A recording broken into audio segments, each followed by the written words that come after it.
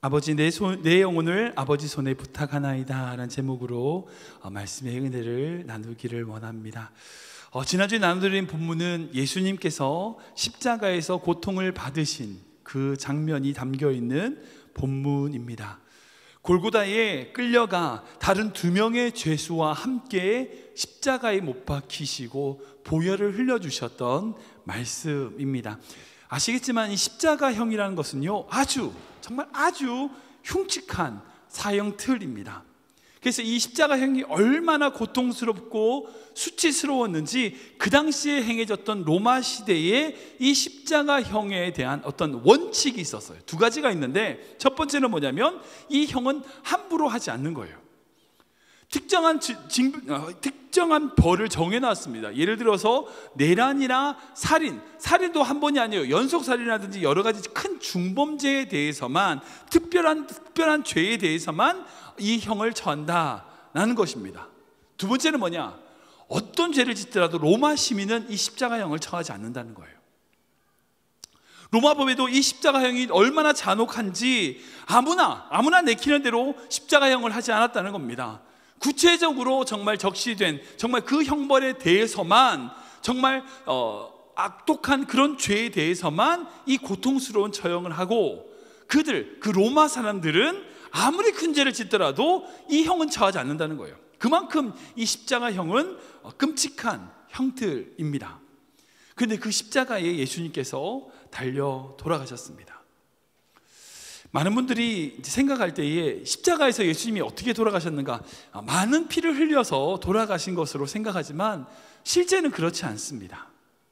십자가형은요, 분명히 인간이 상상할 수 없는 고통을 주지만 그 고통 때문에 죽는 건 아니에요. 실제로 십자가에서 그들은 어떻게 죽게 되느냐, 바로 질식사, 숨을 못 쉬어서 죽게 되는 겁니다. 왜 이런 현상이 생기는가? 제가 몇 가지 슬라이드를 좀 보여드리는데, 이 역사적으로 고증된 어떤 십자가형을 실제적으로 보여드리는 겁니다. 성화라든지 그런 걸 보면 여러분들 익히 아시겠지만 십자가형은 기본적으로 이제 손바닥에다 못을 박지 않았어요. 이건 많이 아시더라고요. 손목에다가 박았어요. 그러니까 동맥과 정맥 사이에, 뼈 사이에 그 십자가 못을 박았습니다. 그래서 그냥 손바닥에다가 박으면 이 손바닥이 찢어지고 몸이 떨어져요. 그러니까 손목에다가 못을 박는 것에 대해서는 여러분들 익히 아실 겁니다. 그런데 발판은 없어요. 그러니까 십자가 형틀에, 우리 대부분 성화를 보면 발판에 예수님이 서 계신 것으로 보는데, 십자가 형틀에는 발판이 없어요. 그래서 그 당시에 발견됐던 죄인들의 시체 속에서 뼈 조각에서 뭘 발견했냐? 이 무릎뼈, 그러니까 무릎뼈가 아니죠, 그 발꿈치 뼈에 십자가가 관통한 것이 보이는 거예요. 다음 페이지 보시면, 이게 그 당시에 발견된 뼈 조각인데, 그거 보면 발목에 그 못이 박혀 있는 것을 보게 됩니다. 그러니까 못이 3개인지 4개인지는 정확하지 않아요. 그러니까 못이 4개라고 한다면, 만약에 못이 4개라면 이렇게 박힌 겁니다. 다음 페이지, 이렇게 박힌 겁니다. 발판이 있지 않아요. 그러니까 저 상태에서 못이 박힌 거예요. 만약에 3개라고 하면 이제 이렇게 발을 모아서 발목뼈를 서로 마주친 다음에 3개를 박는 거죠. 그러니까 발목을 이렇게 앞으로 붙인 다음에 몸을 꾸리고 발목을 박게 되는, 3개면 이렇게 박았고 4개면 그렇게 박는 거예요. 근데 문제는 뭐냐? 발판이 없다 보니까 이게 몸이 처지는 거예요. 몸무게를 지탱하는 것이 아무것도 없으니까, 몸을 이제 못 박게는 몸무게를 지탱하는 것이 없으니까 중력에 의해서 자꾸 처지다 보면 어떻게 되냐? 이 횡격막이 눌리는 거예요. 횡격막이 눌리니까 숨을 못 쉬어요. 그러면 어떻게 해요? 팔과 다리에 힘을 주고 버티고 올라옵니다. 올라오면서 숨을 쉴 수 있게 되는 거예요. 근데 어떻게 돼요? 그 못 박힌 손과 발에 너무나 큰 고통이 찾아오는 거예요. 너무나 큰 고통 때문에 어쩔 수 없이 그냥 숨을 쉬어야 되니까 어쩔 수 없이 팔에 힘을 주고 몸을 일으키지만, 숨을 쉴 수 있지만 여긴 고통이 너무 찾아오는 거예요. 그러다가 견디다 못해서 또 처지게 되면 또 숨을 못 쉬니까 너무 힘들어서 다시 숨 쉬려고 힘을 주면 너무 고통이 찾아오고, 이것이 반복되는 것이 바로 십자가형입니다. 근데 나중에 되면 어떻게 되느냐? 그렇게 일어설 힘조차 없게 되면 자연스럽게 숨을 못 쉬게 되는 형벌, 질식사하게 되는 형벌이 바로 십자가 형이더라는 거죠. 그러니까 다른 성경을 보면 죄인의 다리뼈를 분질렀다는 얘기가 등장하잖아요. 그 이유가 뭐냐면 그렇게 다리뼈를 분질러면 그렇게 힘을 주고 일어설 수가 없으니까 숨을 못 쉬게 되는 거예요. 그러니까 빨리 죽게 되는 거죠. 근데 예수님은 일찍 너무 많이 채찍을 맞으시는 바람에 일찍 돌아가시는 바람에 그 뼈가 부러지지 않았다라고 하는 본문이 다른 복음서에 보면 등장합니다. 그러니까 상상을 해보세요. 예수님께서 십자가에서 하신 말씀이란 것은 마치 못을 박힌 상태에서 피를 흘리면서 제자들에게 내가 너를 사한두나, 내가 오늘 너와 함께 낙원에 있으리라, 뭐 이렇게 자연스럽게 말한 게 아니에요. 무슨 말이에요? 숨을 쉬기 위하여 고통 속에서 몸을 일으키면서 한마디를 내뱉는 말씀이 바로 십자가 위에서 하신 가상칠언이라는 거죠. 그냥 한 말이 아니라는 거예요. 정말 고통을 참아내면서 숨을 쉬어야 되니까 고통을 참아내면서 올라와서 그리고 그들에게, 제자들에게, 사람들에게 한 말이 바로 그 말씀이더라는 거죠. 그러니까 단순하게 예수님께서 십자가에서 7마디 하셨습니다라는 것은요, 그냥 편안한 상태에서 하신 말씀이 아니라는 거예요.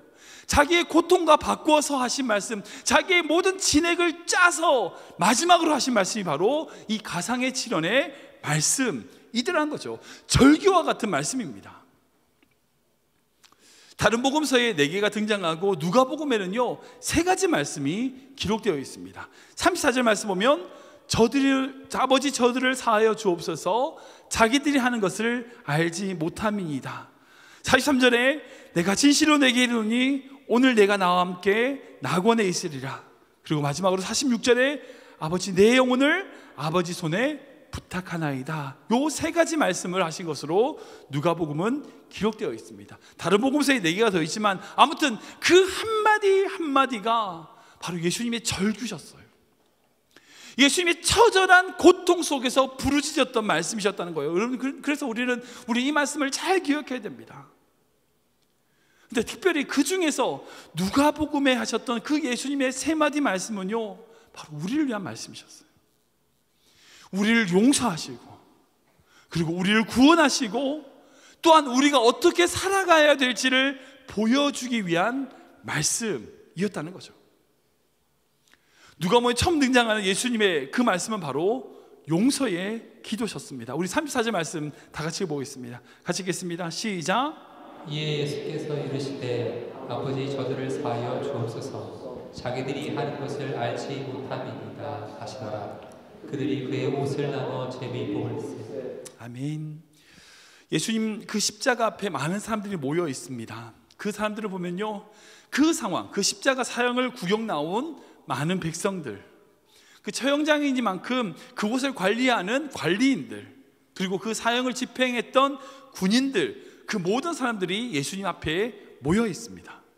그리고 그 모든 사람들이 다 예수님을 희롱하고 조롱하고 있어요. 그리고 그 사형 집행장에서 떨어진 그 예수님의 옷 조각 한 조각이라도 서로 가지려고 제비를 뽑고 있는 모습을 이 말씀을 보면 볼 수 있습니다. 근데 그 말씀, 그런 상황 속에서 자기 주변에 있는 모든 사람들이 자기를 희롱하고 조롱하고 그러는 상황 속에서 예수님의 기도는 뭐였습니까? 용서의 기도를 하신 것을 보게 돼요. 예수님은 그런 고통과 아픔 속에서 그렇게 고통을 주고 아픔을 주는 인간들을 용서하시고, 아니 오히려 그들 편에 서서 하나님께 그들을 변호하고 있는 모습을 우리는 보게 됩니다. 아버지 저들을 용서해 주시옵소서. 용서해 줘야 되지 않겠습니까? 왜냐하면 저들은 자기가 하는 일이 뭔지 모릅니다. 몰라서 저러는 겁니다. 알았다면 저러지 않았을 겁니다 라는 거예요. 근데 생각해 보세요. 모르고 지은 죄도 죄는 아닙니까? 오히려 그게 더 무섭잖아요. 모르고 짓는 죄가 더 무서운 죄일 수도 있어요. 너무나 당연하게 행하기 때문이죠. 어찌 보면 자기가 그것을 잘못하고 있는지도 모르고 죄인데 자기가 그것을 잘못한지도 모르면서 그것을 계속하는 것이요 더 무서운 죄라고 볼 수 있습니다. 사람들을 미워하는 죄가 어떤 건지 몰라요. 그러니까 미워하죠. 그러니까 미워하는 겁니다. 다른 사람에 대해서 함부로 말하고 판단하는 것이 어떤 죄인지 몰라요. 그런 결과, 그것이 어떤 결과로 나타나는지 모르기 때문에 그렇게 다른 사람들을 함부로 판단하고 험담하는 거, 여러분 그렇지 않겠습니까? 만약 우리가 그것이 어떤 건지 안다면, 그것이 뭔지 안다면 우리가 그렇게 행동할 수 있겠습니까? 그러기에 사랑하는 성도 여러분, 지금 예수님께서 마지막으로 처절하게 부르짖음으로써 그 우리에게 주시는 이 말씀 속에서 우리가 깨달아야 될 게 있어요. 우리가 기도해야 될 게 있습니다. 그게 뭔지 아세요? 주님, 저를 하여금 깨닫게 해주십시오. 제 죄가 뭔지 깨닫게 해주십시오. 죄가 어떤 건지 깨닫게 해주십시오. 죄가 얼마나 무서운지 깨닫게 해주십시오. 죄가 얼마나 무섭고 하나님의 징벌이 얼마나 무서운지 저한테 깨닫게 해주십시오. 여러분, 우리가 그것을 안다면 우리가 죄의 자리에 거하지 않지 않겠습니까? 여러분, 그런 기도를 하셔야 돼요. 그리고 예수님은 두 번째로 이렇게 말씀하십니다. 43절 말씀 볼까요? 같이 읽겠습니다. 시작. 예수께서 이르시되 내가 진실로 내게 이르노니 오늘 내가 나와 함께 낙원에 있으리라 하시니라. 아멘. 예수님께서 못 박힌 십자가에는요, 좌우에 다르게 처형받는 두 사람이 있었습니다. 마태와 마가는 그 사람들을 강도라고 표현했고, 누가복음에서는 그들을 행악자, 악을 행한 자라고 지칭하고 있습니다. 이게 마태와 마가복음에 등장하는 이 강도라는 것은요, 헬라어로 레스테스란 단어인데, 이건 단순한 도둑이 아니에요. 폭력을 사용하는 어떤 살인을 한 자를, 흉악범을 의미합니다. 처음 말씀드린 대로 이 십자가는요, 반역이나 살인과 같은 정말 무서운 죄, 그런 법정 최고형에 대해서 선고받는 형태입니다. 그러니까 이 사람들의 죄는 보통 사람의 죄가 아닌 거예요. 대충 어떤 잘못을 하는 사람이 아닌 거예요. 그런 흉악범입니다. 근데 그 두 사람의 반응이 어떻냐? 처음에는요, 이 강도 모두 다 예수님을 조롱하고 욕했어요. 예수님께서 제 죄를 사해 주십시오라고 하는 그 기도 전에 옷을 나누거나 그럴 때 이 강도들이요, 예수님을 조롱했어요. 마태복음도 마찬가지 기록되어 있습니다. 같이 십자가에 매달린 자들이 똑같이 예수님을 조롱한 것을 볼 수 있어요. 그런데 어느 정도 시간이 지난 후에 상황이 바뀝니다. 그 두 명 중에 한 명이 예수님을 비웃고 욕을 하자 다른 한 명의 강도가 야, 저분은 우리와 다르지 않냐라고 그 사람을 꾸짖는 모습이 등장하게 돼요. 그리고 예수님에게 이렇게 구합니다. 우리 40절 말씀 볼까요? 같이 읽겠습니다. 시작. 그때 예수여 당신의 나라에 임하실 때에 나를 기억하소서 하니. 아멘, 아멘. 강도가 이렇게 요청하자 이 요청에 대한 예수님의 대답이 바로 아까 읽었던 예수님의 두 번째 대답 말씀이셨습니다. 솔직히 어떤 계기로 그 사람이 그 마음의 심경의 변화가 있었는지는 정확하게 알 수는 없습니다. 죽음 직전이기 때문에 자신의 잘못을 깨달았다. 죽기 직전이라고 다 깨닫는 건 아닌 것 같아요. 아무튼 그는 그때 진심으로 자신의 잘못을 발견하고 진심으로 하나님의 메시아 되심, 하나님의 나라에, 예수님의 나라에 대하여 인정하는 모습을 우리는 볼 수 있어요. 제가 말씀을 묵상하면서 말씀 안에 들어가 보니까 이 강도가, 그렇게 변화됐던 이 강도가 처음엔 예수님을 막 욕하다가 그렇게 예수님에게 예수님 나를 기억해 주십시오라고 변화될 수 있었던 이유를 보니까 예수님의 그 첫 번째 기도를 듣게 됐어요. 처음에는 자신도 십자가의 고통 속에서 매달려 있잖아요. 분노하고 고통스러워서 주변에 있는 모든 사람들에게 화를 내고 욕을 하다가, 심지어는 같이 매달리는 사람들에게도 욕을 하고 화를 내다가 고통 속에서 자기는 그렇게 십자가에 매달려 있는데 그 고통 속에서 용서하고 있는 예수님의 기도가 이 강도의 마음, 이 심령에 화살처럼 꽂히는 모습을 제가 봤어요. 그 이야기를 듣고 있는 강도의 얼굴 표정이 확 바뀌는 거예요. 자기는 자기를 죽이는 이 사람들을 용서하지 못하고 있는데 예수님이 그들을 용서하는 그 기도를 이 사람이 들은 거예요. 예수님의 사랑의 용서를 보고 그 용서의 기도 속에서 그동안 내가 얼만큼 죄를 지었는지, 내가 얼마나 잘못했는지를 발견하게 되는 거예요. 사랑하는 성도 여러분, 방금 제가 우리가 예수님께 우리의 죄가 무엇인지 깨닫게 해달라고 기도했다고 말씀드렸잖아요. 죄가 얼마나 무서운지 깨닫게 해달라고 기도했잖아요. 여러분, 그냥 깨닫히지 않아요. 그냥 알게 되지 않습니다. 알게 되지 않습니다. 어떻게 되는지 아세요? 십자가 앞으로 가야 돼요. 십자가 앞으로 나가야 됩니다. 그 십자가 앞으로 나아가서 용서하시는 예수님의 기도 소리를 들어야 돼요. 그 용서 앞에 우리의 죄가 드러나게 되어 있는 겁니다. 우리의 죄가 얼마나 잔혹한지 드러나게 되는 겁니다. 십자가 앞에 나아가지 않고 세상에 나가면요, 나는 좀 잘 된 것 같아요. 남들을 비교하게 돼요. 쟤는 저렇게 안 되고 저건 저렇게 안 되고 저건 저게 문제고. 십자가 앞으로 나아가지 않고요, 세상으로 나아가면요, 자꾸 내가 높아지는 거예요. 그러나 여러분, 십자가 앞으로 나아가 보세요. 예수님의 기도서를 들어보세요. 여러분들이 뭘 했는데요? 내가 뭘 했는데 아무것도 한 것이 없습니다 하고 고백할 수밖에 없다는 거예요. 그러니까 보세요. 좀 잘난 척하고 내가 뭐 이런 것도 했고 저런 거 했고, 십자가 앞에 나가지 않는 사람이에요. 십자가 앞에 나가지 않는 사람이에요. 십자가 앞에 나가면요, 그러지 못해요. 십자가 앞에 나가면요, 우리의 죄가 드러납니다. 우리가 얼마나 죄인지 발견하게 되는 겁니다. 그러게 날마다 우리는 십자가 앞으로 나아가야 돼요. 세상에 비교하지 마세요. 세상을 누리지 마세요. 세상을 향하여 나아가지 마시고 날마다 말씀으로 십자가 앞에 나아가는 인생, 여러분, 그것이 바로 하나님이 원하시는 믿음인 줄 믿으시기 바랍니다. 그리고 마지막으로 예수님은 이렇게 고백하십니다. 46 말씀 볼까요? 같이 읽겠습니다. 시작. 예수께서 큰 소리로 불러 부르시되 아버지, 내 영혼을 아버지 손에 부탁하나이다 하고 이 말씀을 하시고 숨지시니라. 아멘. 앞에 두 이야기에 대해서는 큰 소리로 말씀하셨다는 것이 보이지 않아요. 그런데 마지막에 부르시는 소리는 예수님이 큰 소리로 불러 이르시되 아버지, 내 영혼을 아버지 손에 부탁하나이다 라고 그 생명이 다하시는 모습을 보게 됩니다. 예수님은 십자가에서 모든 사역을 마치고 생명이 꺼지는 마지막 순간, 마지막 힘을 짜내서 하나님 손에 모든 것을 맡겨드리는 그 기도를 드리시는 것을 보게 돼요. 아버지 손에 자신의 영혼을 부탁하시는 모습을 보게 됩니다. 물론 예수님이 하나님이시잖아요. 그러니까 성부, 성자, 성령, 하나님의 연속성을 생각할 때에 누가 누구에게 영혼을 맡긴다는 것은 사실 약간 이상할 수 있습니다. 그러나 육신을 가진 예수님이 그 육신의 끝에서, 그 생명의 끝자락에서 아무것도 할 수 없음을 하나님께 모든 것을 맡긴 것으로 볼 수 있다는 거죠. 그래서 이 말씀은요, 자포자기가 아니에요. 이렇게 생각하면 안 됩니다. 예수님이 뭐 성부 하나님, 성자 하나님이시기 때문에 어떤 것을 전임한다, 그게 나는 이제 더 이상 못합니다, 그 뜻이 아니에요. 여기서 말하는 내 영혼의 영혼은요, 헬라어로 푸뉴마에서 파생된다는데요, 푸뉴케예요. 이건요, 복합적인 의미를 가지고 있습니다. 첫 번째는 바로 영혼, 생명이라는 뜻이에요. 그러니까 하나님께 내 생명을 맡깁니다, 내 영혼을 맡깁니다 라고 하는 뜻이 기본적인 뜻이에요. 근데 여기에 무슨 뜻이 포함되어 있냐? 호흡, 정신이라는 뜻도 함께 포함되어 있어요. 그러니까 천지창조할 때 하나님께서 아담에게 생기를 불어넣어 그 호흡으로 생기를 부어넣어 생명이 되니라. 그 생기가 바로 푸뉴마예요.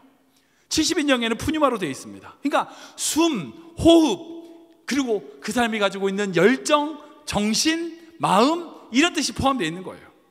그러니까 이 말씀을 해석하자면, 첫 번째로 일반적으로 우리가 성경에 늘 해석하는 것처럼 하나님께 내 영혼과 내 생명을 맡긴다, 하나님께 부탁한다 라고 하는 의미가 첫 번째 되는 거고요. 또한 죽음 앞에서 예수님의 영을 붙드시는 기도, 즉 예수님이 가지고 있던 사역, 예수님이 가지고 있던 정신, 예수님이 가지고 있던 열정을 하나님 이어주십시오 라고 하는 의미도 포함되어 있다는 거예요. 마치 이런 그림이 그려지는 거예요. 여러분, 예수님께서 막 이제 이어달리기 있잖아요. 이어달리기 하는데 앞에 선수가 전심을 다해 달리고 허걱대면서 자기의 모든 에너지를 다 쏟고 나서 그 바톤을 다음 사람에게 넘겨주는 거와 같은 거예요. 예수님이 십자가에서 자기의 모든 삶으로 최선을 다하여 모든 사명을 완수하셨습니다. 완료하셨어요. 다 이루셨어요. 그리고 그 바톤을 하나님께 올려드리는 거예요. 이후로 하나님께서 하실 사역과 하나님께서 이루실 그 놀라운 일들을 하나님, 예수님께서 맡겨드리는 거죠. 말씀을 이렇게 묵상하니까 정말 은혜가 됩니다. 우리 주님께서 이 땅을 떠나시면서 이렇게 담대하게 자신의 영혼을 하나님께 부탁드릴 수 있었던 것은요, 잘 생각해 보세요. 예수님은 자신의 인생에 최선을 다하셨기 때문이라는 거예요. 하나님의 영광을 위하여 최선을 다해 사셨기 때문이라는 겁니다. 최선을 다하여 자기의 인생을 살았기에 이런 기도를 드릴 수 있는 거예요. 모든 결과와 모든 이후의 과정 다 주님 손에 맡겨드립니다. 많은 성도 중에 기도 중에 하나님 저 맡겨드릴게요, 그거는요 내가 하지 않고 기도할 기도가 아니에요. 내가 할 수 있는 것 최선을 다하여 노력하고 땀을 흘리고 열심을 한 다음에, 그러고 나서 하나님께, 그러나 그 모든 결과는 주님 손에 맡겨드립니다. 예수님처럼 하는 기도가 바로 그 기도라는 겁니다.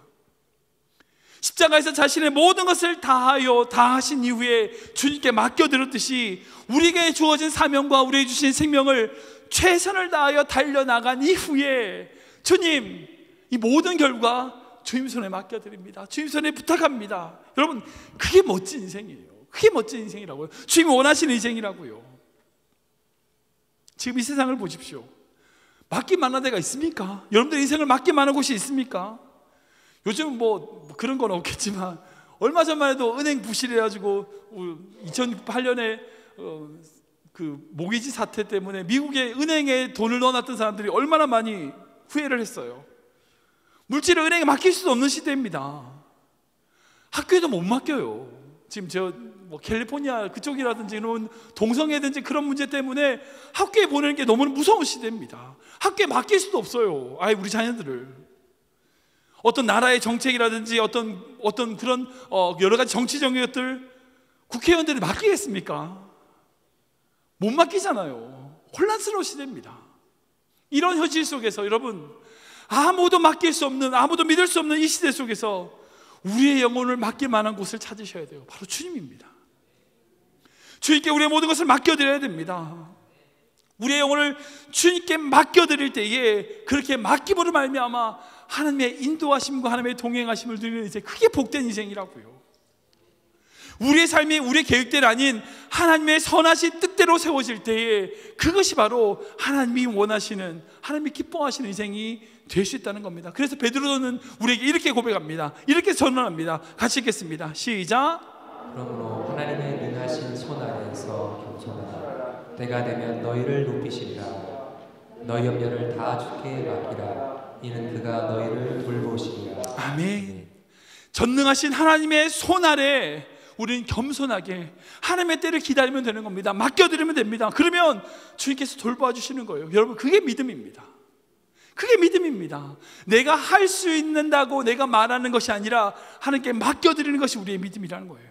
예수님께서 그렇게 기도하셨던 것처럼 우리 또한 우리의 삶에 최선을 다하여 하나님을 위하여 땀을 흘리고 사명을 위하여 최선을 다한 이후에, 주님, 그러나 이 모든 것 주님께 맡겨드립니다. 고백하며 나아가는 귀한 손 되시기를 지금 축원합니다. 말씀을 정리하겠습니다. 오늘은 예수님께서 십자가에서 하셨던 세 가지 말씀에 대하여 은혜를 나눴습니다. 예수께서 십자가에서 하셨던 그 모든 말씀은요, 결국 우리를 위한 말씀이세요. 우리를 위한 말씀이세요. 우리의 죄를 용서하시겠다 말씀하시고요, 오늘 내가 나와 함께 낙원에 있을 거라 말씀하시고요, 그리고 예수님이 그렇게 자신의 영혼을 아버지께 맡기셨듯이 우리의 것을 주님께 맡겨드리기를 원하시는 주님의 마음이 담겨 있다는 겁니다. 지금 여러분들은 여러분들의 영혼과 여러분들의 삶을 어디에 맡기고 있습니까? 세상은요, 결코 우리의 영혼을 맡길 만한 곳이 못 됩니다. 주님께 맡겨야 됩니다. 주님께 의탁해야 됩니다. 제가 어제 새벽에 제가 우스갯소리라고 해서 말씀드렸는데 한 번 더 해보겠습니다. 어제는 실패했는데 한 번 더 해보겠습니다. 사과가 5개가 있어요. 4개를 먹었습니다. 몇 개가 남았을까요? 1개요? 아니요, 4개. 왠 줄 아세요? 먹는 게 남는 거니까. 전 이 이야기가, 이 우스갯소리지만 이 이야기가 우리의 믿음과 비슷하다 생각이 듭니다. 많은 성도들이 착각하는 게 있어요. 하나님께 받은 만큼이 믿음이라고 생각해요. 은혜도 받고 직분도 받고 물질의 축복도 받고 자녀도 받고, 내가 하나님께 이런 거 많이 받았습니다, 부러워하잖아요. 하나님께 받은 만큼이 저 사람 믿음 좋다라고 얘기하는데 틀렸어요. 받은 만큼이 아니라 맡긴 만큼이에요. 우리의 믿음은요, 우리가 하나님께 맡긴 만큼이에요. 그래서 많이 받으면 안 돼요. 많이 받으면 왠지 아세요? 맡길 게 많거든. 우리가 받은 만큼이 아니라 맡긴 만큼이 우리 믿음이라는 겁니다.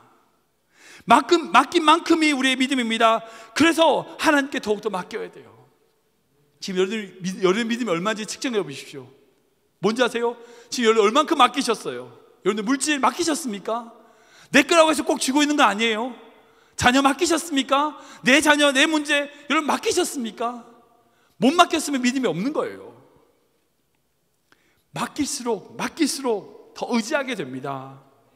내가 지려고 하면요, 안 돼요. 맡겨야 됩니다. 맡길 만큼 주님을 향한 더 믿음이 더 커지게 되는 겁니다. 예수님이 우리에게 십자가에서 하셨던 그 기도처럼 우리의 모든 것, 우리의 영혼까지 주님 손에 맡겨드리는 우리 귀한 성도 되시기를 주님으로 축원합니다. 우리 이 찬양 좀 들어볼까요? 주보에는 찬양인데 모르실 수도 있지만 너무나 귀한 찬양입니다. 우리의 모든 것 주님께 맡겨드립니다. 주님 손에 올려드립니다. 함께 고백하면서 주님을 찬양하며 예배하기 원합니다.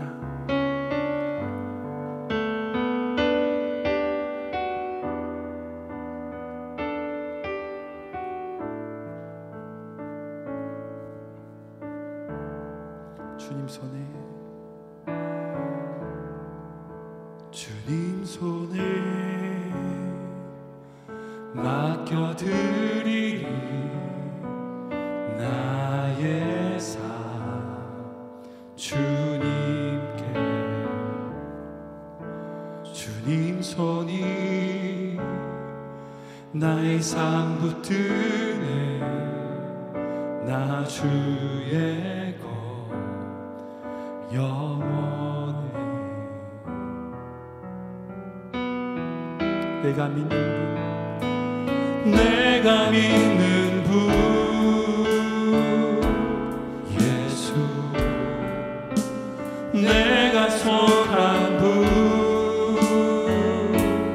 예수 삶의 이유 되시네 내 노래 되시네 내가 믿는 분 내가 믿는 분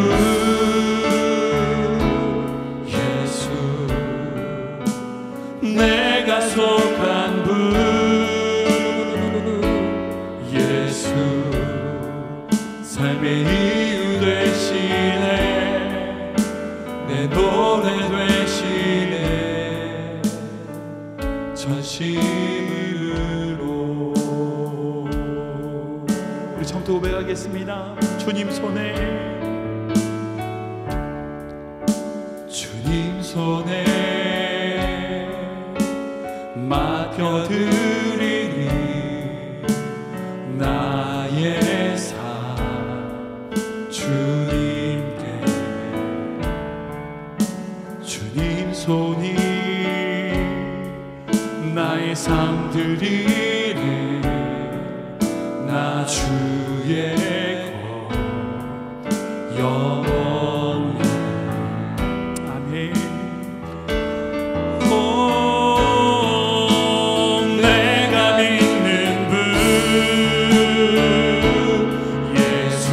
내가 속한 분 내가 속한 분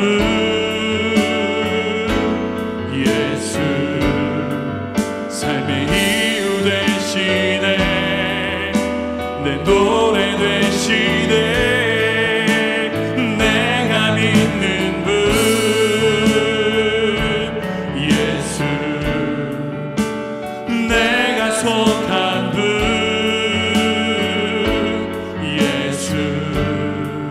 삶의 이유 되시네 내 노래 되 내가 믿는 분 내가 믿는 분 예수 내가 속한 분 예수 삶의 이유 되시네 내 노래 마지막으로 내가 믿는 분 내가 믿는 분 예수 내가 속한 분 예수 삶의 이유 되시네 내 노래 되시네 내 노래 되시네 전심으로 참 기도하기 원합니다. 기도할 때 하나님 정말 예수님의 이 세 가지 기도 우리 죄가 얼마나 무서운지 주님의 은혜가 얼마나 큰지 주님 나로 하여금 깨닫게 하여 주시옵소서. 또한 주님의 십자가로 나아감으로 우리의 죄를 발견하게 하시고 회개하게 하여 주시옵소서. 모든 것을 맡기신 예수님처럼 우리 또한 주님께 모든 것을 맡기는 믿음을 허락하여 주시옵소서. 함께 기도하며 주에게 나가도록 하겠습니다. 오 하나님 감사합니다. 주님의 은혜와 사랑을 찬양합니다. 아버지 예수님의 이 기도 가운데 우리가 우리 자신을 가지고 오직 주의 은혜 가운데 주의 능력 가운데 거할 수 있도록 주님께 기도해 주시옵소서. 내가 믿는 분 예수, 내가 속한 분 예수, 삶의 이유 되시네, 내 노래 되시네, 전심으로. 사랑의 주님, 우리가 믿는 분은 주님밖에 없습니다.